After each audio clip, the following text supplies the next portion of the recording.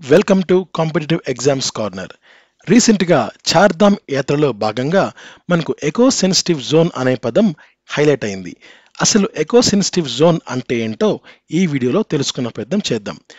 National wild life action plan 2002-2016 ఈ plan ప్రకారంగా ministry of environment, forest and climate change వారు MOEFCC ప్రకారం వారు సూచించినది ఏంటంటే, ఎక్కడైతే నేషనల్ పార్క్స్ కానీ వైల్డ్ లైఫ్ శాంక్చురీస్ కానీ ఇలా కొన్ని జోన్స్ ఉంటాయో అలాంటి శాంక్చురీస్ని కాపాడబడ్డానికి, రక్షించడానికి వారు ఆ ప్రాంతాల చుట్టుపక్కల ఒక 10 కిలోమీటర్ల వరకు ఉన్న ప్రాంతాన్ని ఎకో సెన్సిటివ్ జోన్స్గా వాళ్ళు నిర్ధారించడం జరిగింది.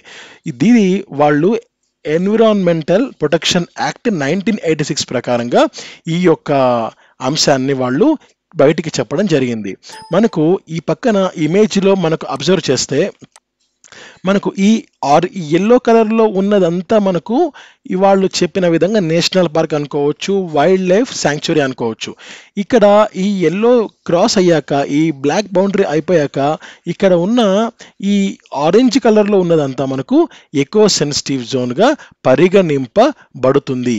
ఈ ఎకో సెన్సిటివ్ జోన్లో ఎటువంటి కన్స్ట్రక్షన్ కానీ, ఎటువంటి ఇండస్ట్రీస్ని నెలకొల్పడం కానీ, తర్వాత మిగిలినవేవి కూడా ఇందులో నిర్వహించడానికి వీల్లేదు. ఈ ఒక ఎకో సెన్సిటివ్ జోన్లో అయితే అగ్రికల్చర్ కానీ, హార్టికల్చర్ కానీ, లేదా రెయిన్ వాటర్ని కాపాడడానికి కొన్ని ప్రత్యామ్నాయాలు కానీ, నెక్స్ట్ ఆర్గానిక్ ఫార్మింగ్ కానీ ఇలాంటివి అయితే వాళ్ళు చేసుకోవచ్చు. కానీ పర్యావరణానికి వ్యతిరేకంగా మాత్రము ఈ ఎకో సెన్సిటివ్ జోన్లో ఏది కూడా చేయడానికి అనుమతి ఇవ్వలేదు కేంద్ర ప్రభుత్వం. ముఖ్యంగా ఈ యొక్క యాక్టివిటీస్ని రెగ్యులేట్ చేయడానికి, అంటే ఏవైతే పర్యావరణానికి హాని చేస్తున్నాయో అలాంటి యాక్టివిటీస్ని పూర్తిగా కంట్రోల్ చేయడానికి ఈ యొక్క ఎకో సెన్సిటివ్ జోన్ అనే ఒక వర్డ్ని గవర్నమెంట్ ఆఫ్ ఇండియా తీసుకొని రావడం జరిగింది. సో ఎకో సెన్సిటివ్ జోన్ ఎంతవరకు ఉంటుంది అంటే మ్యాక్సిమం 10 కిలోమీటర్ల వరకు ఉంటుంది. అంటే ఆ వైల్డ్ లైఫ్ శాంక్చురీ కావచ్చు, ఆ నేషనల్ పార్క్ కావచ్చు, ఆ ప్రాంతంకి 10 కిలోమీటర్ల రేడియస్ వరకు చుట్టుపక్కలంతా కూడా ఎకో సెన్సిటివ్ జోన్గానే ఉంటుంది.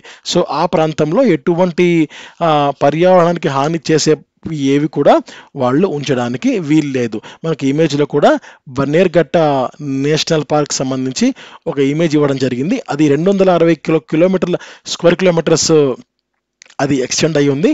సో ఆ 260 స్క్వేర్ కిలోమీటర్స్ దాటిన ఒక 10 కిలోమీటర్ల వరకు కూడా ఎకో సెన్సిటివ్ జోన్గానే మనకు ఉంటుంది.